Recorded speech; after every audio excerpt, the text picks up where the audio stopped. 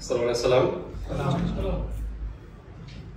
आपल्या आजच्या शिक्षणासाठी शेवटच्या विषयाकडे आपण जात आहोत.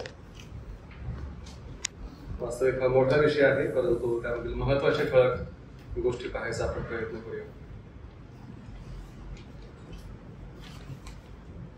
देवदूतांविषयी पाहिलं, मनुष्यांविषयी पाहिलं, पापाविषयी पाहिलं. आता पापाविषयीचा उपाय जो आहे, काय आहे पापावरती विषय? उपाय तारण, म्हणून सोटेरिओलॉजी, तारणाविषयीचा अभ्यास. हा खूप गहन आणि मोठा विषय आहे, म्हणून या विषयाचे 2 भाग केलेले आहेत. आज आपण पहिला भाग पाहणार आहोत. प्रभूने जर कृपा पुरवली, प्रभूची इच्छा असेल तर 22 नोव्हेंबरला त्याच्या पुढचा भाग आणि पुढचे विषय देखील आपण पाहणार आहोत. पाप या विषयाच्या अभ्यासाने आपणास तारणाची महान गरज स्पष्टपणे दाखवली आहे. ग्रीकमध्ये तारणारा ह्या शब्दासाठी सोटेर असा शब्द वापरला जातो व म्हणून तारणाविषयीच्या अभ्यासाला सोटेरिओलॉजी असे म्हणतात. आपण मगाशी पापाविषयी पाहिलं आणि पाप भयानक असल्यामुळे त्यापासून मुक्त होण्यासाठी तारणाची गरज आहे. ख्रिस्ताचे पूर्ण झालेले कार्य. जेव्हा ख्रिस्त वधस्तंभावर मरण पावला तेव्हा त्याने पूर्ण झाले अशी विजयी आरोळी मारली. म्हणजे काय बरं? पूर्ण झाले म्हणजे सगळ्यांच्या तारणाचं कार्य पूर्ण झालं का? सगळ्यांना तारण मिळालं का? मग प्रभू म्हणतो पूर्ण झाले. तर सर्वांना तारण मिळालं असं सांगत नाही, परंतु सर्वांचं तारण होऊ शकतं म्हणून एक पुरवठा झालेला आहे. ख्रिस्ताचे पूर्ण झालेलं कार्य सर्वांचे तारण झाले असे हमी देत नाही, परंतु सर्व लोकांचे तारण व्हावे यासाठी पुरवठा करण्यात आलेला आहे. तारण होऊ शकतं म्हणून त्याचा मृत्यू हा एक पुरवठा करण्यात आलेला आहे. आता ख्रिस्ताने जे कार्य पूर्ण केलं तारणाच्या संदर्भात, तर 4 पैलू आहेत, 4 बाबी आहेत, 4 गोष्टी आहेत आणि त्या वेगवेगळ्या 4 शब्दांमध्ये आपण पाहणार आहोत. ख्रिस्ताने नेमकं काय कार्य केलं, कोणतं कार्य केलं? तारणाचं कार्य जरूर प्रभू येशू ख्रिस्ताने पूर्ण केलं. नेमकं त्याने काय कार्य केलं? पहिल्या शब्दाकडे आपण जाऊया आणि पहिला शब्द आहे पर्याय किंवा बदली. सबस्टिट्यूशन किंवा सबस्टिट्यूट, पर्याय किंवा बदली हा पहिला शब्द आहे. ख्रिस्ताने केलेलं कार्य. देवाचे नियमशास्त्र म्हणते पाप करणारा जीवात्मा मरेल. ठीक आहे, हा प्रभूचा न्याय आहे. जो पाप करेल तो मरेल. आणि देव स्वतःचे नियम बाजूला सारू शकत नाही, कारण देव नीतिमान आहे. तो जर नियम बनवतो तर नियम बनवतो, तो स्वतः नियम मोडत नाही. म्हणून बरं, पण त्याचबरोबर देव प्रीती पण आहे. मग जर देवाला कोणाला तरी नीतिमान ठरवायचंय किंवा कोणाला पापापासून मुक्त करायचंय, तर एक गोष्ट महत्वाची की त्याच्या बदल्यात कोणी मरायला पाहिजे. पापी मनुष्य स्वतःसाठी मरू शकत नाही. पापी मनुष्य स्वतःच्या तारणासाठी काही करू शकत नाही. मग अशा आपण एखाद्याच्या खाती मांडलेलं पाप आपण पाहत होतो आणि आम्ही थोडं चर्चा करत असताना अनेसिम हा एक चोर, त्याने चोरी करून पळाला होता. तो गुलाम होता फिलेमोनाच्या घरामध्ये. चोरी करून तो पळाला आणि जरूर त्याच्याकडे सगळे पैसे संपले असतील किंवा चोरी केलेली वस्तू खर्च करून टाकले असतील, त्याच्याकडे काही नाहीये. आता हा परत आणि जर याला फिलेमोनाकडे जायचंय, नुकसान झालेलं फिलेमोनाचं. पौल काय म्हणतो, याचा स्वीकार कर, पण जे काही नुकसान असेल माझ्या खाती मान. याच्याकडे द्यायला काही नाहीये. अगदी त्याच प्रकारे पापी मनुष्य स्वतःच्या तारणासाठी काहीच करू शकत नाही आणि म्हणून परमेश्वराला उपाय करावा लागला कोणी एक बदली किंवा पर्याय देण्यासाठी. म्हणून परमेश्वराने एक मार्ग काढला की कोणतरी याच्या पर्यायी, याच्या बदल्यात कोणीतरी मरण प्राप्त होईल. जर बदली किंवा पर्याय मिळाला नाही तर मनुष्याला त्याच्या पापासाठी मरावं लागेल, पण जर तो मेला त्याला तारण प्राप्त होणार नाही. आणि म्हणून जो पर्यायी किंवा बदली असावा तो नेमका कसा असावा? जर परमेश्वराला एखादा पर्याय द्यायचा आहे, मनुष्याच्या बदल्यात जर कोणाला मारायचा आहे, तर तो कसा असला पाहिजे? त्याचे 4-5 महत्वाच्या गोष्टी आहेत. पहिला, तो देवाकडून स्वीकारणीय असला पाहिजे. त्याचा स्वीकार देवाकडून झाला पाहिजे, तो देवाला मान्य असलेला असला पाहिजे, देवाकडून स्वीकृत असलेला, तो दोषी व्यक्तीच्या बरोबरीचा पाहिजे. बघा, दूत पापी मनुष्य करता मरू शकत नाहीत, कारण दूत हे अमर्त्य आहेत, त्याचबरोबर दूत हे आत्मा आहेत. म्हणून दूत येऊन मनुष्याचं तारण करू शकत नाहीत, मनुष्याच्या पर्यायी किंवा बदली ते मरू शकत नाहीत, कारण दूताला मरणाचा अनुभव नाहीये, ते मरू शकत नाहीत. आणि म्हणून असा कोणीतरी पाहिजे जो दोषी व्यक्तीच्या बरोबरीचा पाहिजे, म्हणजेच तो त्या व्यक्तीच्या सारखा झाला पाहिजे. तो दोषी किंवा पापी नसला पाहिजे, परंतु पापी व्यक्तीच्या बरोबरीचा असला पाहिजे. तो निष्पाप असला पाहिजे.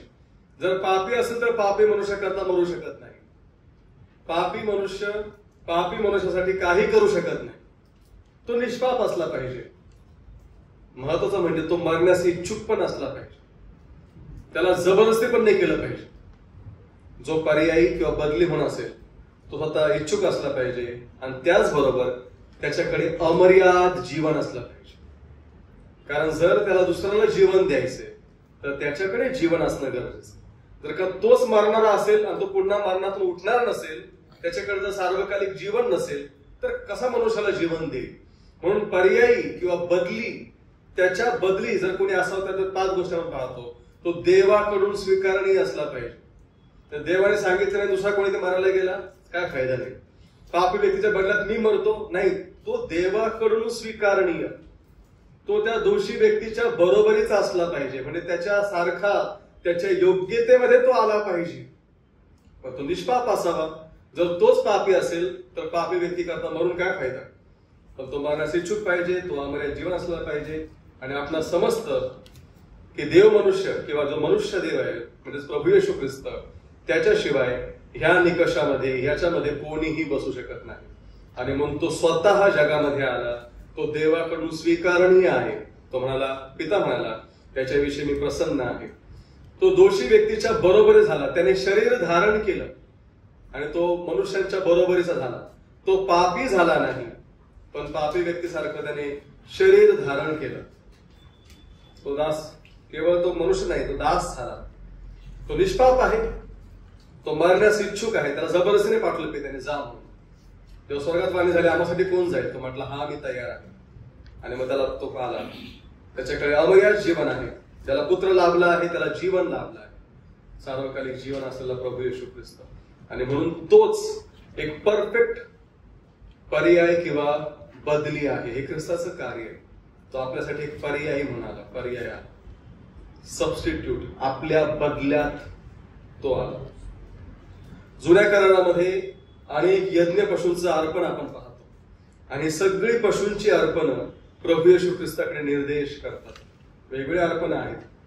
लाखो अर्पण जुन्या करारामध्ये आपण पाहतो. परमेश्वराने हाबेलाचं मेंढरू स्वीकारलं, तिथून सुरुवात आपण पाहतो. एक पशु त्या ठिकाणी त्याचा बळी देण्यात आला. इसहाकडे जागेवर एडका पुरवला. लेवीच्या व्यवस्थेमध्ये आपण पाहतो याजकांनी लक्षावधी असे पशु देवाला अर्पण केले. विशेष करून याचं सत्य आपणास यशायाच्या 53व्या अध्यायामध्ये बदलीच्या मरणाचं सत्य स्पष्टपणे दिसतं. वाचूया यशाया 53 वचन 5, 8, 10 आणि 12. यशाया 53 वचन 5. खरे पाहिले असता तो आमच्या अपराधामुळे घायल झाला, आमच्या दुष्कर्मामुळे ठेचला गेला. आम्हास शांती देणारी शिक्षा त्यास झाली, त्याच बसलेल्या फटक्यांनी आम्हास आरोग्य प्राप्त झाले. वचन 8. त्याचवर जुलूम करून व खटला चालवून त्याला घेऊन गेले, जिवंताच्या भूमीतून त्याला काढून टाकले, आणि माझ्या लोकांच्या पातकामुळे त्याला तारण करण्यात आले. लोकांच्या पातकामुळे. वचन 10. त्याला ठेचावे असे परमेश्वराच्या मर्जीस आले. त्याच्या जीवाचे दोषार्पण झाल्यावर तो संतती पाहिल, तो दीर्घायू होईल, त्याच्या हातून परमेश्वराचं मनोरथ सफल होईल. वचन 12. मी त्याला थोरांबरोबर विभाग देईन, तो बलवानाबरोबर लूट वाटून घेईल. कारण आपला प्राण वाहू देऊन तो मृत्यू पावला, त्याने आपणास अपराधात गणू दिले, त्याने बहुतांचे पाप आपल्यावर घेतले व अपराधांसाठी मध्यस्थी केली. हा आहे परफेक्ट पर्यायी बदली प्रभू येशू ख्रिस्त. बरं, त्याच बसलेल्या फटक्यांनी आम्हास आरोग्य प्राप्त झाले. म्हणजे काय बरं? मला जर का कॅन्सर असेल तर प्रभूला बसलेल्या फटक्याने माझा कॅन्सर बरा होतो का?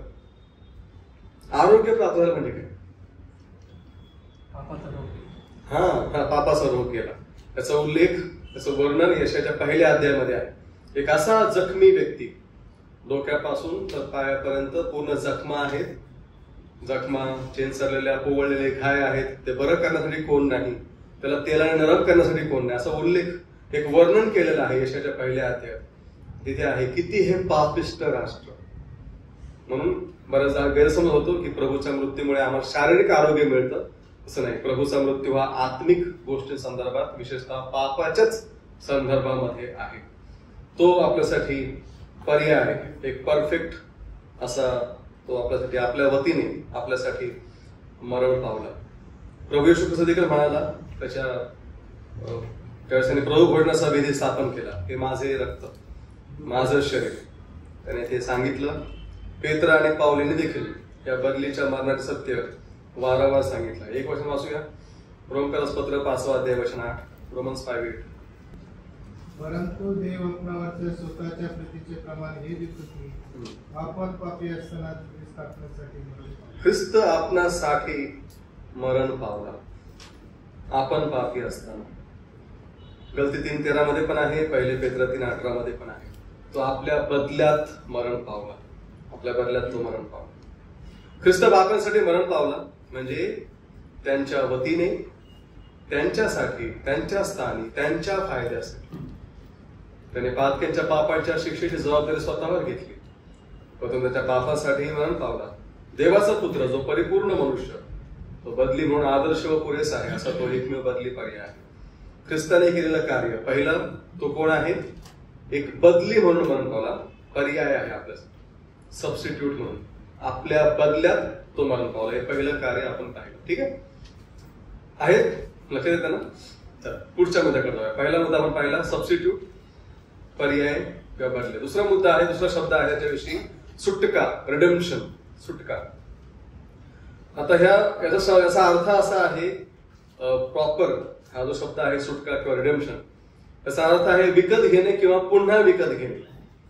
आणि मुक्ती किंवा सुटका त्याचा संबंध विशेष करून पापाशी व त्याच्या दास्यातून सुटण्याशी आहे.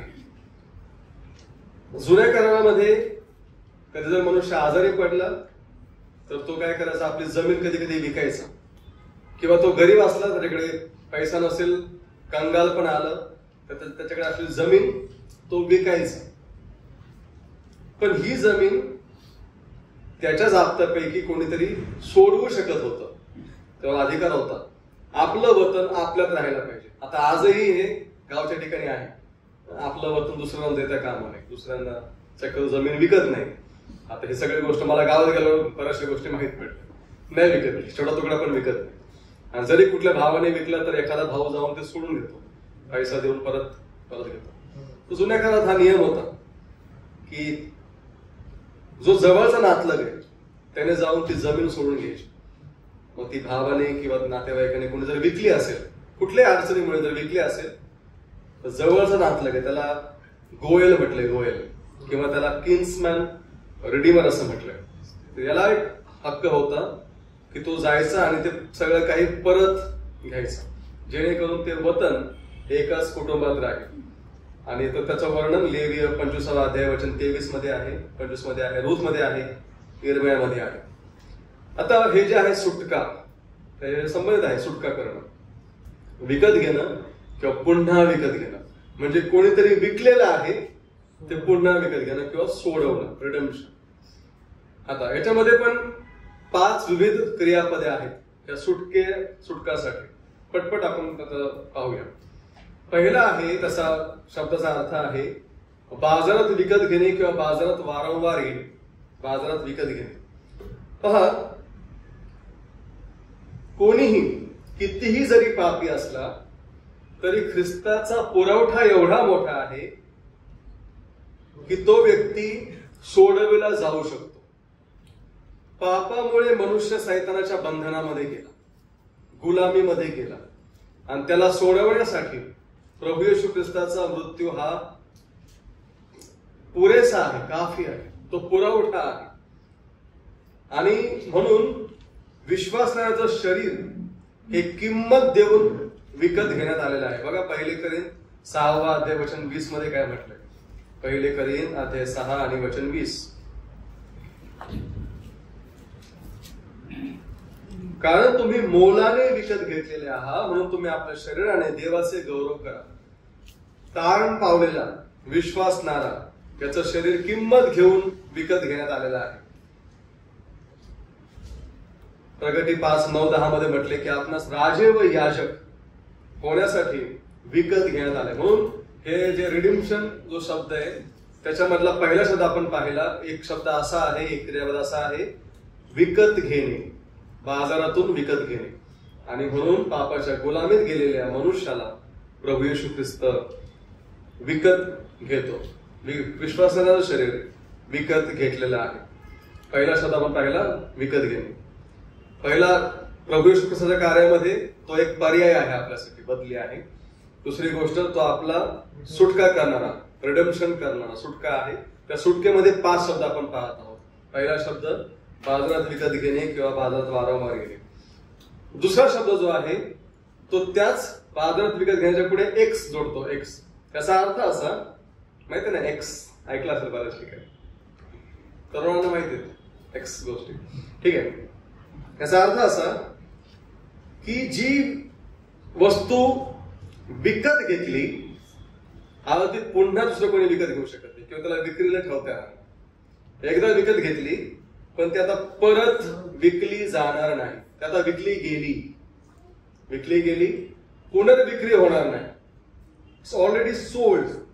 बघा त्याचा अर्थ असा होता की विकत घेतलेली वस्तू ही बाजारातून काढून घेण्यात आली आहे, ती पुन्हा विक्रीला ठेवता येणार नाही.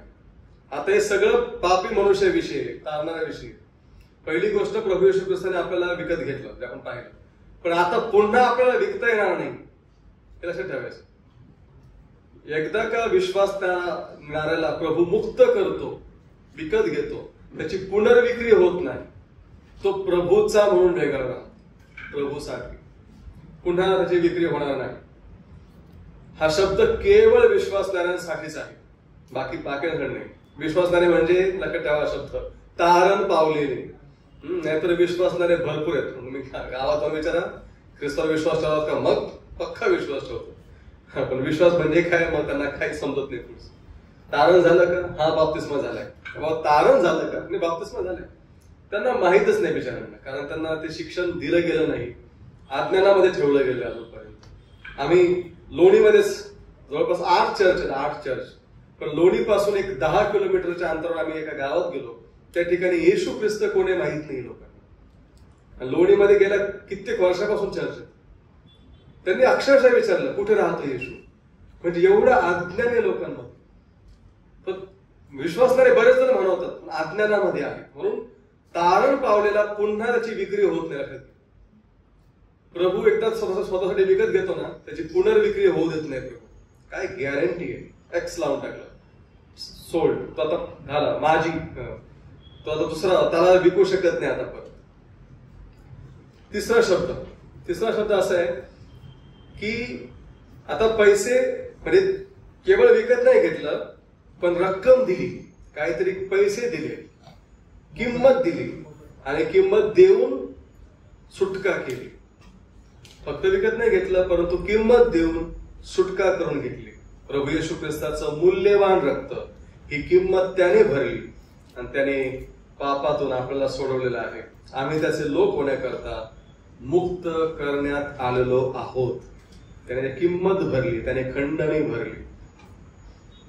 चौथा शब्द हा तिसऱ्यासारखाच आहे, त्याच्या पुढे ॲपो हे उपपद लावलेलं आहे. याचा अर्थ असा, ह्यापासून दूर, म्हणजेच ज्याच्यापासून विकत घेतलं त्यापासून दूर करण्यात आलेलं आहे. किंवा जिथं प्रभूने खंडणी देऊन सोडवलं त्या सुटका झालेल्या भागापासून, सुटका झालेल्या व्यक्तीपासून, सुटका झालेल्या त्या शक्तीपासून दूर करण्यात आलेला आहे.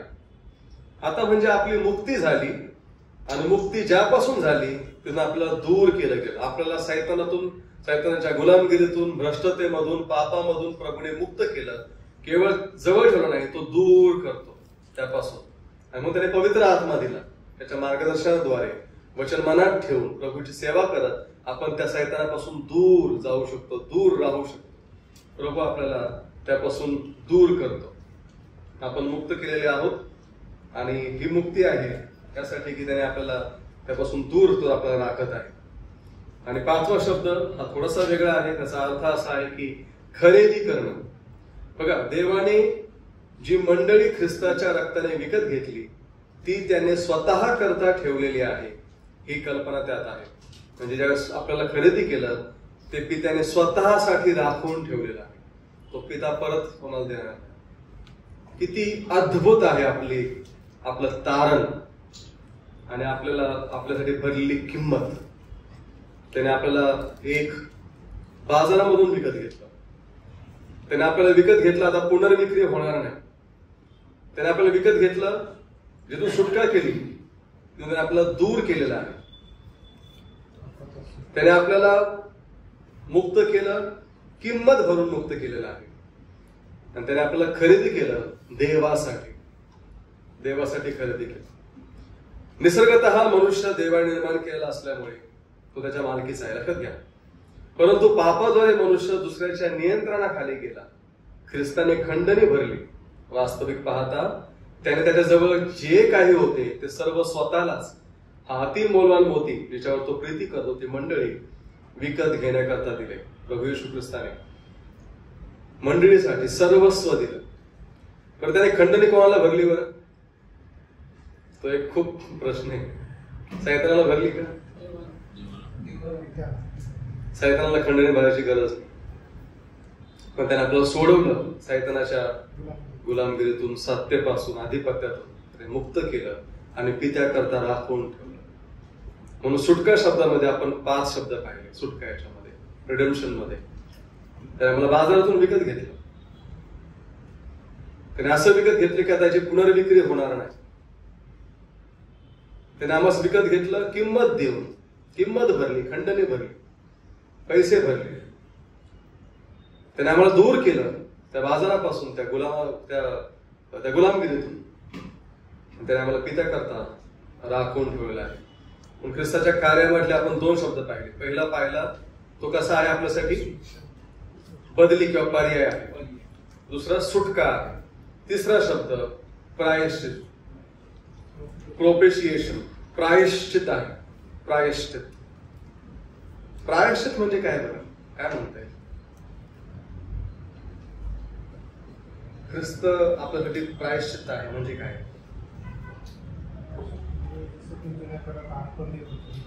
अर्पण देत होते. किंवा प्रायश्चित करणं म्हणजे काय? बघा, ख्रिस्ताने आपल्याच पापापासून सोडवले. एवढेच नाही तर त्याने देवाचे समाधान केलेलं आहे. त्याने प्रायश्चित केलं म्हणजे नेमकं काय केलं? बघा असे पहिले योहान 4:10, पित्याने पुत्राला आमच्या पापाचे प्रायश्चित्त होण्याकरता पाठवले.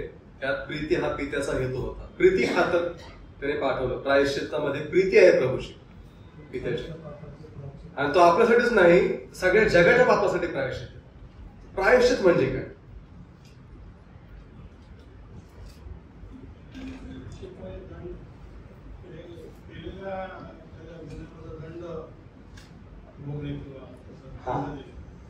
त्या बदल्यात दंड भोगणे, किंमत मोजणे.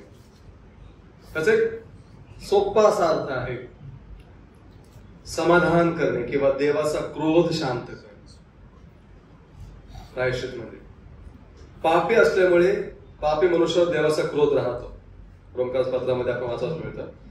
पापी मनुष्यावर देवाचा क्रोध आहे. योहान शुभवर्तमानामध्ये देखील आहे. आपण क्रोधाची प्रजा होतो. आता क्रोध शांत कोण करेल? आणि क्रोध शांत करण्यासाठी एक पर्याय, बदली असणं गरजेचं आहे. आणि म्हणून प्रभू येशू ख्रिस्ताने तो सर्व क्रोध स्वतःवरती घेतला. देवाचा, तो पित्याच्या क्रोधाला सामोरा गेला आणि त्याने समाधान केलं. का माहितीये? कारण पित्याला जे बलिदान पाहिजे ते निर्दोष पाहिजे, नीतिमान पाहिजे, निष्कलंक पाहिजे, पवित्र पाहिजे, तो ख्रिस्त होता. आणि म्हणून प्रभू पित्याच्या क्रोध त्याने शांत केला, समाधान केलं. आणि म्हणून तो जगाच्या पापांसाठी प्रायश्चित्त आहे. आता पिता, बघा, असं नाही की पिता फार क्रोधाविष्ट आहे आणि प्रभू फार नम्र झाला, असं नाही की पिता फार कठोर आहे, असं नाहीये. परंतु पापी व्यक्तीविषयी प्रभू पिता न्यायी आहे आणि पापी व्यक्तीवर पित्याचा क्रोध राहतो. पण ह्या क्रोध शांत ख्रिस्ताने केला.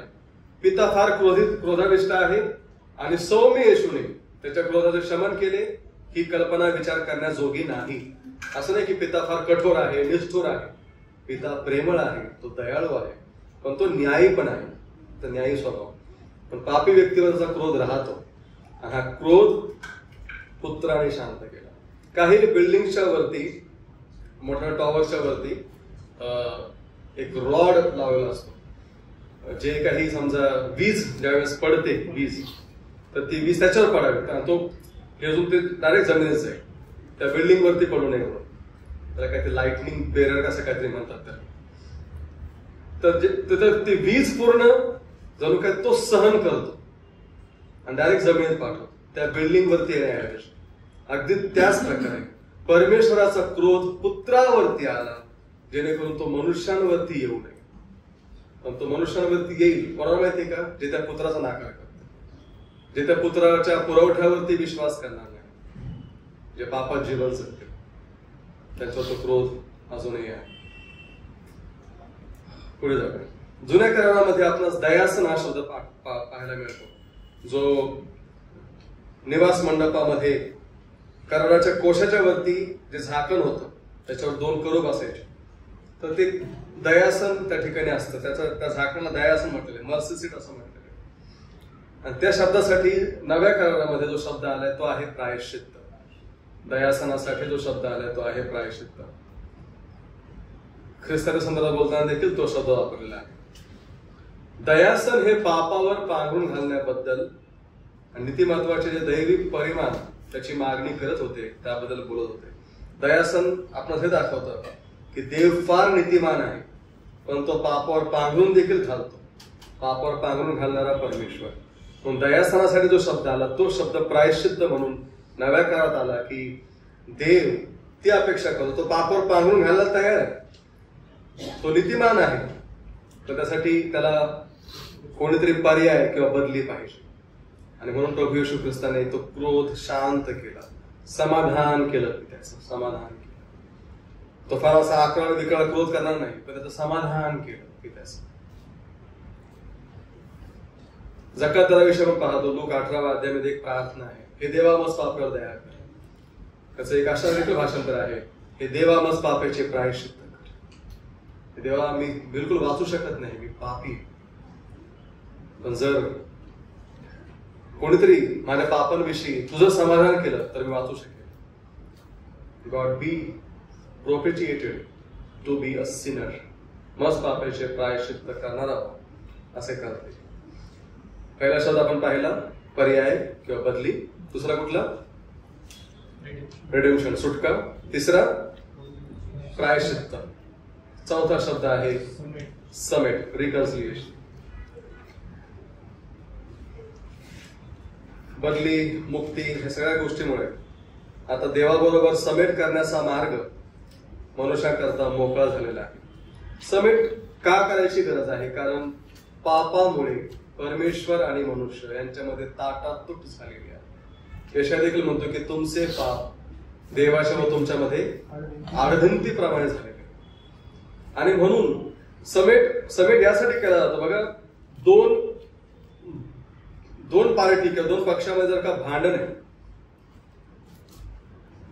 2 गट आहेत किंवा 2 व्यक्ती आहेत, तर त्यांच्यामध्ये भांडण असेल तर त्यांना समेट करण्यासाठी कोणाला तरी पुढाकार घ्यावा लागतो.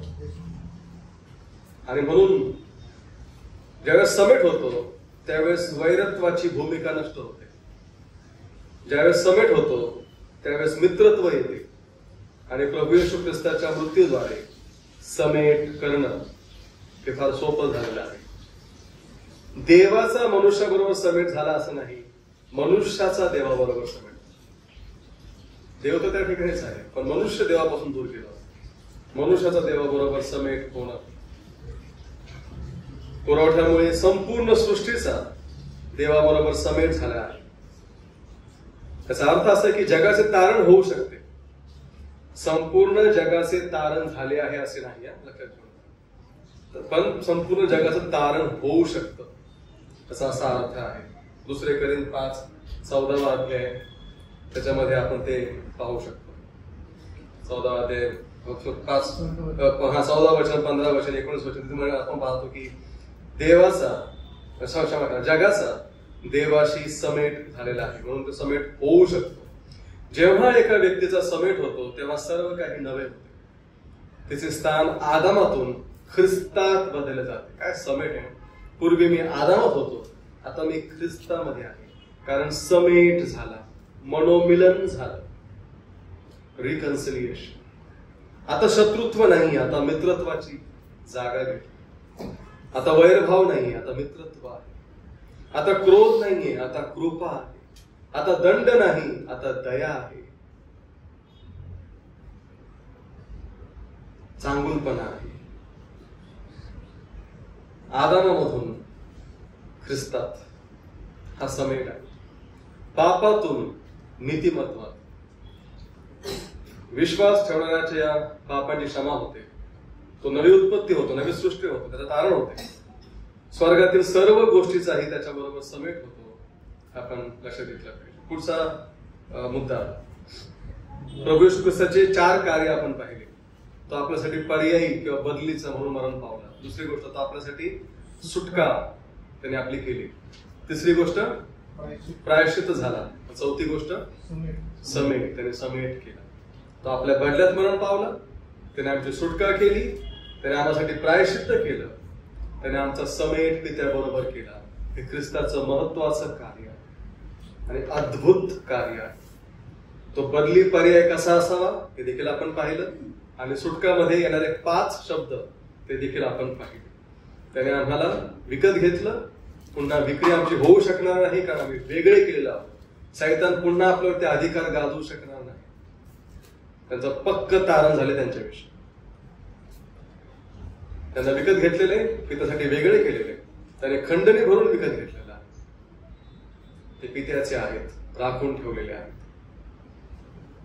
निवड, आपली निवड होणे किंवा आपणास वेचून घेतले जाणे हे पवित्र शास्त्रातील अवघड अशा शिक्षणापैकी एक आहे.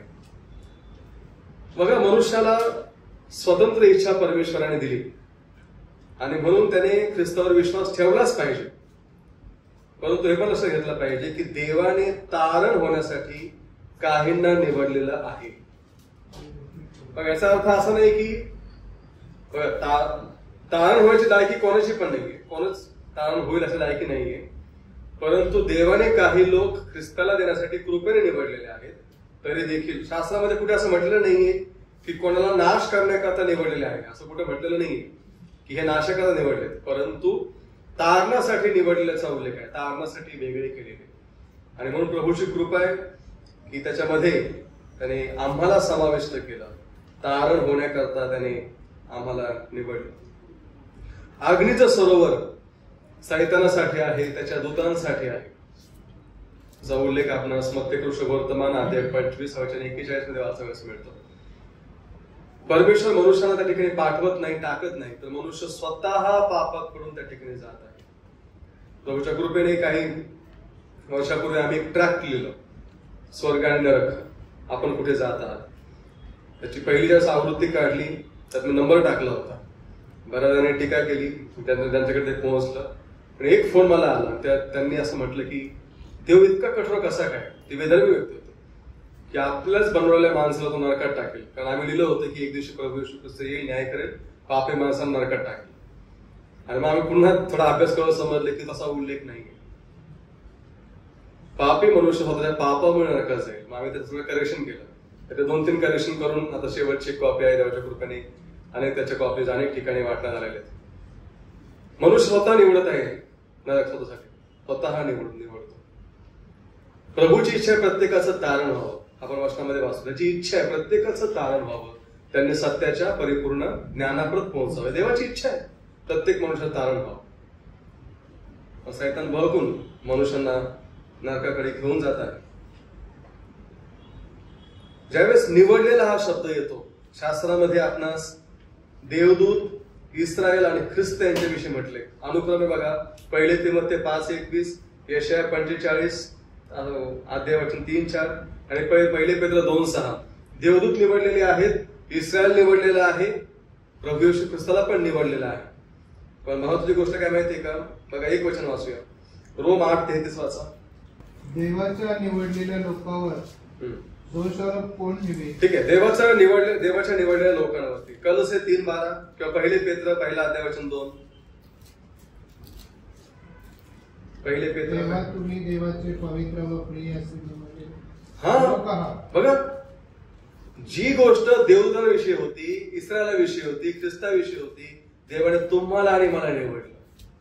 आमची योग्यता नाही की आमचं तारण व्हावं, परंतु पुत्राने जे कार्य केलं, तो आमच्या बदल्यात मरण पावला, त्याने आमची सुटका केली, त्याने आम्हासाठी किंमत भरली, प्रायश्चित्त झाला, त्याने आमचा समेट केला, आम्हाला तारण दिलं, देवाने आम्हाला निवडलं.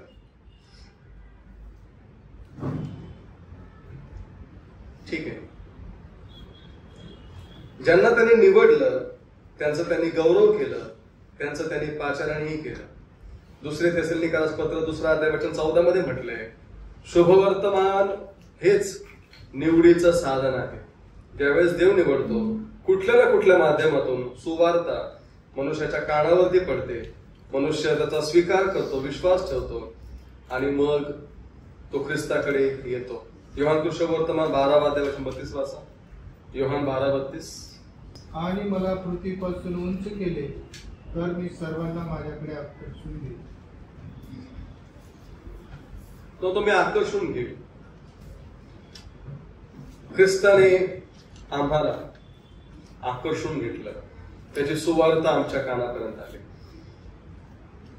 आणि आम्ही वास्तविक विश्वास ठेवण्याचं मन देखील परमेश्वराने आम्हाला दिलं, कारण ख्रिस्तच हा विश्वासाचा उत्पादक व पूर्ण करणार आहे. आम्ही केवळ विश्वासाने स्वीकारलं, त्याने आम्हाला तारण केलं, त्याने आम्हाला निवडलं. अनेक लोक ह्या सर्वसाधारण पाचारणाचा नाकार करतात. ते म्हणतो, अहो कष्टी आणि भाराक्रांत जन तुम्ही माझ्याकडे, आम्ही तुम्हाला विसावा देईन. अनेक जण याचा नाकार करतात आणि त्यासाठी त्यांना जबाबदार ठेवण्यात येईल. अपेक्षित परिणाम घडवणाऱ्या पाचारणाचा परिणाम निश्चित असे तारण होण्यास होतो. संबंध योहान 6:37 आकर्षून घेण्याचे आहे. जे पिता त्याच्या पुत्राला देतो ते निश्चितपणे ख्रिस्ताकडे येतील व तो त्यांचा स्वीकार करेल. याचा अर्थ असा, काही जण तारण होण्यासाठी पित्याने निवडलेले आहेत. देवाचे अशा प्रकारचे लोक बोलावलेले लोक जणू काही गौरवीकरण झाल्यासारखेच असतात. तारणाच्या ह्या परिणामाबद्दल ते निश्चित असतात. जो पाचारण करणारा आहे तो निश्चितपणे तो करणारच आहे. जरी पाचारणाची निष्पत्ती निश्चित असली तरी शुभवर्तमान हेच साधन आहे, म्हणून ते गाजविले गेले. आम्ही प्रभूकडे कसं आलो? सुवार्ता ऐकून आलो, शुभवर्तमान ऐकून आलो, आणि तेच साधन आहे.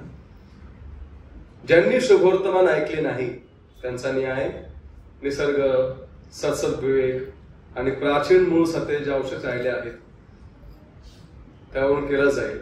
संपूर्ण जगाचा न्यायाधीश या अविश्वासी लोकांच्या बाबतीत जे योग्य ते बरोबर तेच करेल, त्यात काही संशय नाही. ज्या देशामध्ये अनेक सुवार्ता गाजवीत आहेत, सुवार्ता सांगणाऱ्या मंडळ्या आहेत, दूरवाणी व दूरचित्रवाणीवरून सुवार्ता गाजवली जात आहे, त्या देशातील लोकांपेक्षा या लोकांची जबाबदारी निश्चितच कमी आहे. अनेकांपर्यंत सुवार्ता गेलेली नाही, परंतु अजूनही परमेश्वराने काही अवशेष ठेवलेत, प्राचीन अवशेष, जसे काही इस्रायलमध्ये आपण आढळतात, अनेक ठिकाणी आढळतात. अशा काही गोष्टी ठेवल्यात की लोकांना विचार करण्यास भाग पाडतात की परमेश्वर आहे. सत्सद्विवेक देखील मनुष्याचा ग्वाही देतो की तू दोषी आहेस, आणि म्हणून परमेश्वर प्रत्येकाचा न्याय करेल. ज्यांनी सुवार्ता ऐकली त्यांचा तो न्याय करेल. न्याय करताना एकच परिमाण आहे, तुम्ही माझ्या पुत्रावर विश्वास का नाही ठेवला, माझ्या पुत्राचा नकार का केला. पण ज्यांनी सुवार्ता ऐकली नाही, ज्यांना प्रभू येशू ख्रिस्ताविषयी माहिती नाही, त्यांना तो विचारला, तुमचं मन तर तुम्हाला ग्वाही देत होतं ना की तुम्ही चुकीचं वागत होता. इतके पुरावे मी ठेवले होते माझ्या अस्तित्वाचे जगामध्ये, तुम्ही त्याकडे पाहून देखील दुर्लक्ष केलं. निसर्गाकडे तुम्ही पाहत होतात, हे काय ऑटोमॅटिक आलेलं नाही. सगळं पाहत असताना तुम्ही कसं काय विश्वास ठेवला, तुम्ही कसं काय पश्चाताप नाही केला. तुम्ही कसं काही पवित्र जीवनाकडे जगण्याचा कल तुमचा नव्हता. पण प्रत्येकाचा प्रभू हिशोब घेईल. परंतु एक गोष्ट आहे, त्यांनी सुवार्ता ऐकली नाही, त्यांच्यापेक्षा ज्यांनी सुवार्ता ऐकली आहे ते लोक जास्त जबाबदार आहेत. पुढच्या भागाकडे जाऊया. पवित्र आत्म्याचे खात्री देण्याचे कार्य. ज्यावेळेस सुवार्ता गाजवली जाते त्यावेळेस पवित्र आत्म्याच्या कार्याशिवाय कोणाचंही तारण होत नाही. प्रभू येशू ख्रिस्ताने कार्य केलं आपल्यासाठी आणि ही सुवार्ता ज्यावेळेस जगामध्ये गाजवली जाते पवित्र आत्म्याच्या कार्याशिवाय होत नाही. माणसे त्यांच्या पापामध्ये मृत झालेली आहेत, आत्मिकरित्या मरण पावलेली आहेत. सैताने त्यांचं मन आंधळ केलेलं आहे. म्हणून ते लोक देवाच्या आत्म्याच्या गोष्टी स्वीकारत नाहीत, तर देवाचा शोध करीत नाही. आता हे तारण न पाळण्यासाठी, पण या ठिकाणी बसलेलं जरा कोणी असं असेल त्यांचं अजूनही तारण झालेलं नाही, ते ह्या अवस्थेमध्ये आहेत. देवाशी काही मात्र संबंध नाही. कदाचित गीता आहेत, प्रार्थना आहेत, बायबल वाचन आहे, पण तारण झालेलं नसेल, देवाशी संबंध नाही. सैतानाने आंधळे केलेलं मन आहे. आज मनुष्य बघा ना काय काय करत आहे धार्मिकतेच्या नावाखाली, पण त्यांना कळत नाहीये. परवा एक व्हिडिओ पाहिला मी, शेण घेऊन मिक्स करून त्या साखर टाकली, म्हणते गोबर ज्यूस, आणि तो पिला. बापरे, ते गोमूत्रापर्यंत टिकवलं आता शेण. म्हणजे इतके आंधळे केले सैतानाने मन मनुष्याचे. इतकं कळत नाही की आपण घाण खातोय. गोबर ज्यूस म्हणे इतके आंधळे करून ठेवले धर्माच्या नावाखाली. भयानक गोष्टी, भयानक. आणि असा मनुष्य देवाच्या आत्म्याच्या गोष्टी कशा स्वीकारतो? तो स्वीकारत नाही. पण पवित्र आत्मा नेहमी कार्य करतो. प्रार्थना व शुभवर्तमान सांगणे याखेरीज मनुष्यावर त्याचा परिणाम सत्यता नसल्या तोंडी स्वीकारामध्ये होतो. म्हणजे माणसे स्वीकार केला म्हणतात किंवा सुवार्तिकाच्या मागे प्रार्थना करतात, पण त्यांनी खरा पश्चाताप स्वीकार केलेला नसतो. हा धोका आपण लक्षात घेतला पाहिजे. अनेक ठिकाणी हा धोका होतो. सुवार्ता सांगितली आणि करा आमच्या मागे प्रार्थना, मग ते करतात प्रार्थना, पण काही आतमध्ये बदल झालेला नसतो. आम्ही सांगू अशी प्रार्थना करा, आमच्या मागे प्रार्थना करा. त्यापेक्षा पवित्र आत्म्याचं कार्य त्यांच्या जीवनामध्ये होऊ देणं किती गरजेचं आहे. जर खरोखर त्यांना पापाविषयी टोसी लागत असेल तर प्रेषितांची कृत्ये 2 अध्याय वचन 35-36 प्रमाणे ते म्हणतील, बंधुजनो आम्ही काय करावं? पण उलट होते. तारण पाहिजे का? स्वर्गात जायचंय का? हो, कर माग प्रार्थना. त्याला विचारू दे काय करू, त्याला विचारू कर माग प्रार्थना. तारण होत नाही. तिथं पवित्र आत्म्याला कार्य करायला वाव मिळत नाही. असा व्यक्ती आयुष्यभर कधी कधी गैरसमजामध्ये राहतो की माझं तारण झालंय आणि मी स्वर्गात जाईल, त्यांची गत त्यांच्यासारखी होईल. मला प्रभूजी प्रभूजी म्हणणाऱ्या सर्वांचा प्रवेश स्वर्गात होईल असं नाही. म्हणून सुवार्ता सांगण्याची पण जबाबदारी आहे. पापाविषयी जरूर सांगितलं पाहिजे आणि पवित्र आत्म्याला मोकळी दिली पाहिजे कार्य करण्यासाठी. मूळ समस्या काय तेच सांगितलं पाहिजे. ते बाकी समस्या सांगायची पसरायची गरज नाही. तुमचं हे प्रॉब्लेम ते प्रॉब्लेम असं किंवा तुम्ही कशावर विश्वास ठेवता, तो कसा खोटा आहे हे पण सांगायची गरज. आम्हाला ख्रिस्ताविषयी सांगायचं, त्यांच्या पापाविषयी सांगायचं. बस प्रभू येशू ख्रिस्तच आपलं हे प्रोडक्ट आहे, ते आम्हाला गाजवायचं. प्रभू येशू ख्रिस्त. कधी सत्यता नाही मनामध्ये, तोंडी स्वीकार करतात, त्यांना खरा पश्चाताप नसतो. आज पवित्र आत्मा संपूर्ण जगाला पाप, नीतिमत्व, न्यायनिवाडा यांची खात्री करून देत आहे. योहान 16:8 प्रमाणे तो प्रथम पातक्यांना ख्रिस्तावर विश्वास न ठेवण्याच्या एका महान पातकांची खात्री दिली जाते. बघा, पवित्र आत्मा ज्यावेळेस एखादा व्यक्ती सुवार्ता ऐकतो, पवित्र आत्मा त्याला सांगतो, जर तू विश्वास ठेवत नाहीस, तुझं पाप आहे. तो पापाविषयी खात्री करून देतो, पापाविषयी खात्री करून देतो. आणि मग ज्यांना ही खात्री होते ते काय करतात? सगळेजण पुढचे पाऊल उचलतील असं नाही, पण ज्यांना नीतिमत्वाची खात्री होते, त्यांना पापाची खात्री होते, पश्चाताप करतील. ज्यांना नीतिमत्वाची खात्री होते, ख्रिस्त पित्याकडे जाते. म्हणजे पित्याकडे जाण्यासाठी नीतिमत्व गरजेचं आहे, कारण ख्रिस्त नीतिमान आहे. त्यांना पहिलं पापाची खात्री होती त्यांच्यात, मी पापी आहे. पवित्र आत्मा हे कार्य करतो. ज्यावेळेस एक व्यक्ती सुवार्ता ऐकतो, पवित्र आत्मा कार्य करतो की तू पापी आहेस, तुला पश्चातापाची गरज आहे. 2, नीतिमान प्रभू येशू ख्रिस्ताकडे पहा, तो स्वर्गात गेला. नीतिमत्वाशिवाय स्वर्गात जाता येत नाही. म्हणून तुला नीतिमत्व मिळवणं गरजेचं आहे, तुला नीतिमान ठरणं गरजेचं आहे. आणि तो पुढे असं दाखवतो की एक दिवशी तुझा न्याय होणार आहे. आणि पवित्र आत्मा हे कार्य प्रत्येक सुवार्ता ऐकण्याच्या जीवनामध्ये जरूर करतो. आणि म्हणून प्रचारकांनी पण त्या कार्य होण्याची वाट पाहिली पाहिजे. थोडस धैर्य पण ठेवला पाहिजे. ओतावळपणा नको याच्यामध्ये, नाहीतर मग तारण झालेलं नाही आणि सभा करा पश्चाताप नाहीये, पापाविषयी खात्री नाहीये, ख्रिस्ताविषयी पूर्ण माहिती नाही. जरूर त्यांना सगळ्या गोष्टी माहित नाही पडणार, परंतु कमीत कमी त्यांना ही टोचणी लागली पाहिजे, मी पापी आहे, मला पापक्षमेची गरज आहे. कमीत कमी ते ओझ, ते दुःख त्यांच्या अंतःकरणामध्ये जरूर येणं गरजेचं आहे. व्यक्ती ज्या क्षणी तारणासाठी ख्रिस्तावर विश्वास ठेवते, त्या क्षणी ख्रिस्ताचे नीतिमत्व त्याच्या खाते मानले जाते. काय अद्भुत गोष्ट आहे. जसं एखादा व्यक्ती प्रभू येशू ख्रिस्तावर विश्वास ठेवतो, प्रभू मला तो तारणासाठी पाहिजे, आणि म्हणून सेव्हिंग फेथ, तारणासाठी विश्वास गरजेचा आहे. अनेक विश्वास आहेत. कोणी आजारपण बरे होण्यासाठी विश्वास ठेवतं, कोणी एक सर्वसाधारण विश्वास ठेवतं, कोणी येशू ख्रिस्ताला एक गुरु, एक चांगला उत्तम शिक्षक म्हणून विश्वास ठेवतात. पण जे तारणासाठी ख्रिस्ताकडे येतात, त्याच्यावर विश्वास ठेवतात, प्रभू त्यांना तारण देतो, त्यांना नीतिमान ठरवतो. पश्चाताप हा विश्वासाचा एक भाग आहे. म्हणून पश्चाताप करणं म्हणजे काय बरं? नेमकं पश्चाताप करणं म्हणजे काय, त्याचा अर्थ काय बरं? पश्चाताप करणं प्रभूचा पहिलाच संदेश आहे. बाप्तिस्मा आल्यानंतर प्रभूचा पहिला संदेश आहे, पश्चाताप करा. पश्चाताप म्हणजे काय नेमकं? आपण सांगतो, शिकवतो पश्चाताप करा. वास्तवाचा अर्थ काय शब्दाचा? पश्चाताप करणं म्हणजे काय? रिपेंट. त्याला हिंदीमध्ये म्हटले मन फिराना. हिंदीचा शब्द खूप सुंदर आहे. सांगा बरं, काय पश्चाताप म्हणजे काय? पापाबद्दल दुःख होणे. ओके. पापापासून मागे फिरणं. दोन्ही गोष्टी बरोबर आहेत. एक म्हणजे त्याचा स्पष्ट उल्लेख प्रेषितांची कृत्ये 3 अध्याय वचन 19 मध्ये, तेव्हा तुमची पापे पुसून टाकली जावी म्हणून पश्चाताप करा व वळा. Repent and turn back. हे खूप महत्वाचं वळणं. नाहीतर पश्चाताप आम्ही करतोय रात्री झोपताना, दिवसभरात जे काय झालं क्षमा कर, आणि दुसऱ्या दिवशी उठून तेच पाप परत करतो. प्रभू आज बायकोसून ते भांडलो, क्षमा कर, आणि उठून परत भांड दुसऱ्या दिवशी. त्याला पश्चाताप थोडी म्हणते, ते पस्ताव आहे. फक्त पस्ताव आहे. प्रभू आज आमच्या घरात झालं न होण्यास सहाय्य कर, उद्या उठून तेच करते बाई. म्हणजे त्यात पश्चाताप नाही. पश्चाताप म्हणजे पुन्हा ते पाप न कर. एकदा त्याला नाही म्हटलं तर नाही. मन बदलणं, निश्चय करणं मनाचा, आता पुन्हा ते करणार नाही. कमिटमेंट देणं प्रभूला, प्रभू इथून पुढे माझे पाप नाही. प्रभू सहाय्य करतो बरं का पाप न करण्यासाठी. पश्चाताप म्हणजे आपल्या पापांविषयी तिरस्कार निर्माण, घृणा वाटतो.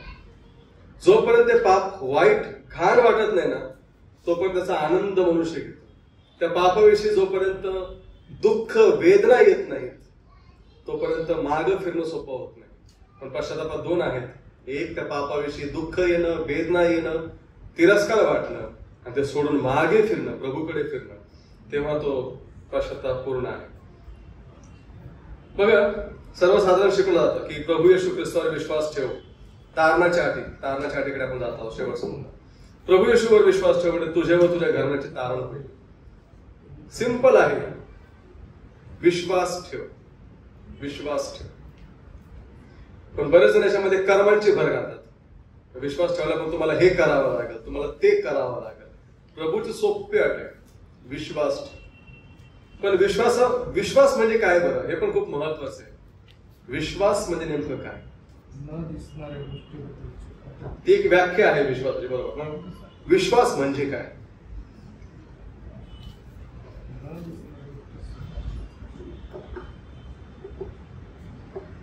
बघा, मला मगाशी प्रश्न बदलली भाजी आणली तर कांद्याचे पात पूर्ण संपवले तर काय आणली त्यांनी, त्यांनी आणली. माझा प्रशांतबद्दल विश्वास आहे, पण भाजी काही मी खायला तयार नाही. हा कदाचित मला आवडत नाही, समजा ते भाग निराळा समजा आवडतं, असं काही नाही आवडली म्हणून. पण समजा मला भाजी खायची आहे, प्रशांतबद्दलवरती विश्वास आहे, भाजी खातच नाही. किंवा मला मग अशी एका भावाने चहा दिला, माझा विश्वास आहे भावावरती, पण मी चहा पितच नाही. तो विश्वास पूर्ण कधी होईल का, जेव्हा मी तो चहा पिईल तेव्हा मी दाखवलं मला तुमच्यावरती विश्वास आहे. पण जर मी विचार केला काय मी 2 काय जुलाबाच्या गोळ्या टाकल्यात का जहर टाकलंय, जर का असा विचार केला तर मी ते पिणारच नाही. विश्वास पूर्ण का होईल? अहो एक थेंब काफी आहे जहरचा मारण्यासाठी. एखादी अख्खी बॉटल आपण दिली, विश्वास आहे, पिलो तेव्हा तो विश्वास पूर्ण होतो. विश्वासाचे 3 मुद्दे आहेत.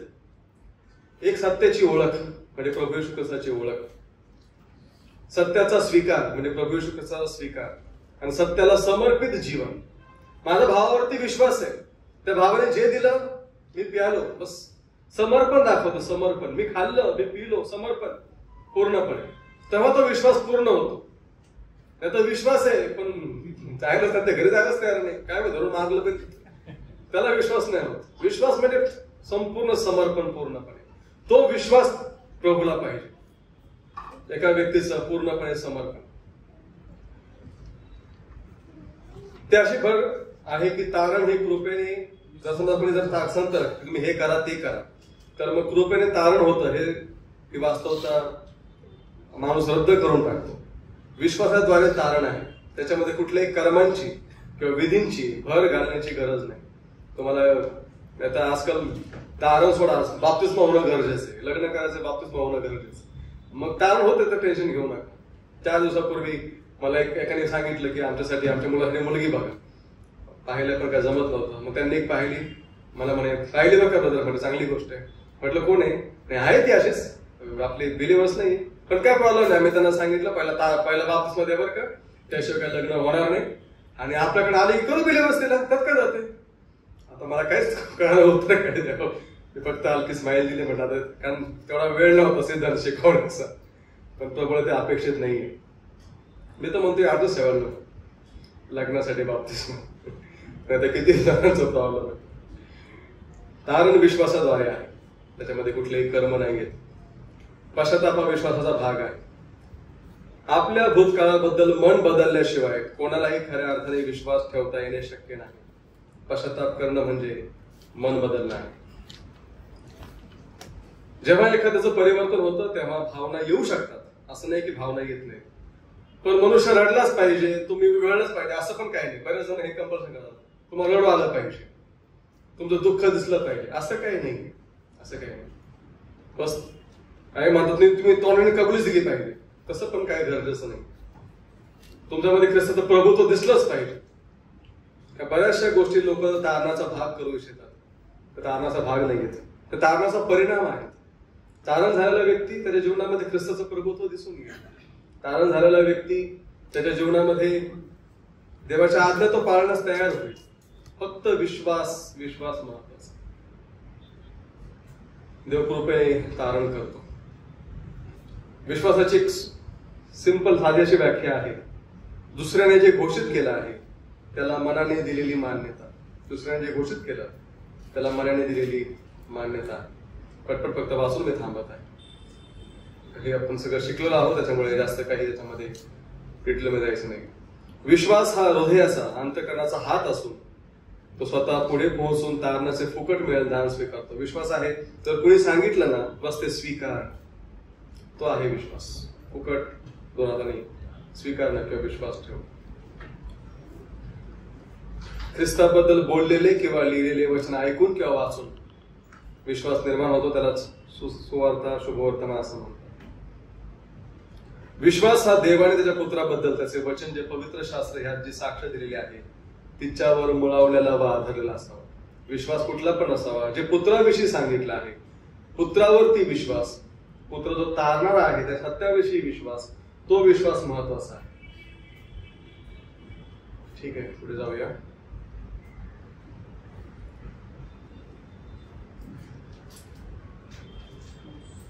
ठीक. जेव्हा आपण शुभवर्तमान सांगतो तेव्हा आपण श्रोत्यांना कोणत्या तरी गोष्टीवर त्यांचा विश्वास विसावला पाहिजे असे सांगतो. येशू ख्रिस्तावरील विश्वासाद्वारे मिळणाऱ्या तारणाची सुवार्ता हीच ती गोष्ट असून आपण ती पवित्र शास्त्रातील संदर्भ देत सांगितली पाहिजे. सुवार्ता सांगण्याचं काम आहे. सुवार्ता सांगताना शास्त्रामधले संदर्भ दिले पाहिजेत, मनाच्या गोष्टी नाही, मनातले उदाहरण नाही, इतर उदाहरण नाही. पवित्र आत्मा देवाच्या भाषणाद्वारे कार्य करतो, तो आमच्या व्यक्तिमत्वाद्वारे कार्य करत नाही. प्रचारकांनी श्रोत्यांना स्वतःकडे आकर्षित नाही केलं पाहिजे, ऐकणारे प्रभूकडे आकर्षित झाले पाहिजे. मी किती भारी, मी किती ज्ञानी हे गरज नाही. सुवार्ताची घोषणा करणे हे प्रत्येक ख्रिस्ती व्यक्तीचा विशेषाधिकार आहे. तिला ते व्यासपीठावरती उभं राहून सांगता येत नसेल तर तिने दैनंदिन जीवनात सांगितले पाहिजे. तारण झालं आहे तर आपल्याला अधिकार मिळाला की आपण सुवार्ता सांगितली पाहिजे. पुलपिटवरून सांगता येणार नाही, मोठे मोठे प्रीचिंग करता येणार नाही, परंतु दैनंदिन जीवनामध्ये कमीत कमी एक ट्रॅक्ट कोणाला तरी देऊन, कोणासाठी प्रार्थना करून, आणि जर काही देतात नसेल तर एक असं जीवन जगून, सुवार्तेला शोभणारं जीवन जगू शकतो आपण, जेणेकरून आपल्या जीवनाकडे पाहून लोकांना ख्रिस्ताची ओळख. पेत्र व योहान निरक्षर लोक होते, पण ज्यावेळेस त्यांना यहुदी लोकांनी पाहिलं, याचकांनी पाहिलं, त्यावेळेस त्यांनी शिक्षण दिलं. काय म्हटलं माहिती लोक? अरे आज्ञा निरक्षर ज्ञान कुठे आहे? शेवटी काय म्हटले? हेही ख्रिस्ताच्या सहवासामध्ये होते.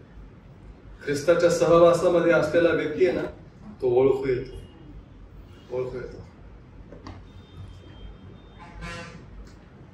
पेत्राला म्हटलं ना, तोही त्यांच्यापैकीच होतास. नाकारलं. पण ते आणखी खरं म्हटले, तुझ्या बोलीवरून वाटतं की तू त्यांच्यामधला होतास. मग पेत्राने काय केलं माहितीये का? पेत्राने शिव्या, शाप, निंदा करायला सुरुवात केली. तरी कोणाला शाप दिली, कोणाची निंदा केली, कोणाची केली बरं? शापोच्चारण करून तो म्हणाला मी त्याला ओळखत नाही. कोणाला शाप दिला? हा, पेत्र हे करू शकत होता का केलं बरं पेत्राने? का शाप दिला बरं? पहिला म्हणा मी ओळखत नाहीये, तू काय बोलते मला कळत नाही, तेवढं म्हणू शकला असतं ना. पण शापोच्चारण करून तो म्हणाला मी त्याला ओळखत नाही. का त्याला असं गरज पडली?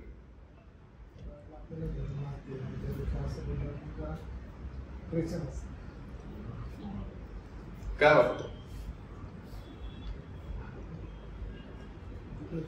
मी कसा विश्वास ठेवतो? त्यावेळेस त्याला विचार असतील ना, तो अगदी सौम्य असेल, नाही तू काय बोलते मला नाही कळत, मी खरंच त्याला नाही ओळखत. काय काय जणांचे शब्द किती सुंदर असतात ना ऐकायला, खूप सुंदर बोल. काय काय नाही बाई मी नाही ओळखत त्याला, तू काय बोलतेस मला समजत नाही. त्यांनी पाहिलं असेल की अरे, आणि ते सणासाठी एकत्र जमले होते, हजारो लोक होते ठिकाणी, शिपाई पण आहेत. अगदी कठोरपणे बोलणारे, शिव्या, शाप, निंदा करणारे लोक बाजूला आहेत, आणि याचा आवाज एवढा सौम्य कसा काय? आणि म्हणून ते म्हणते तुझ्या बोलीवरून वाटतंय की तू त्यांच्यापैकी होता. ख्रिस्तासोबत राहून त्याची बोली किती सुंदर झाली असेल, आणि मग त्याने बोलीच बदलली, डायरेक्ट शाप देऊ लागला. ऑपोजिट कधी कधी बदलते ना आपली पण. रिझर्वेशन सीटवरती कोणी येऊन बसू दे, बोली बदलते.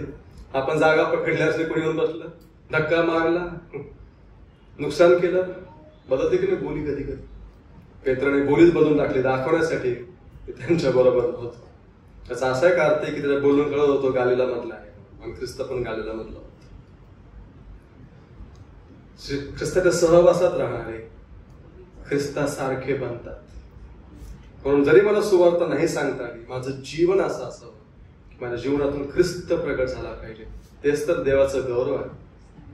देव ज्यावेळेस माझ्याकडे पाहतो त्याला पुत्राचा एक जरी गुण दिसतो, तो समाधान.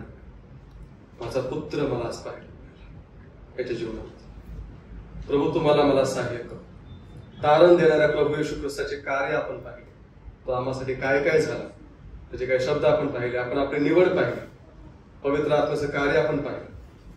प्रभू करो ह्या गोष्टी अधिक समजण्यास, त्याच्याविषयी अधिक मनन करण्यास तुम्हाला मला सहाय्य करो. आपल्याकडे नोट्स आहेत, त्याचा आपण अभ्यास करू शकता, आणि जे बुक मिळणार आहे त्याचा देखील डिटेल अभ्यास करू शकता. सैद्धांतिक शिक्षण घेणं खूप महत्वाचं आहे, गरजेचं आहे दिवसांमध्ये. त्याविषयी अगदी क्लिअर असणं देखील गरजेचं आहे.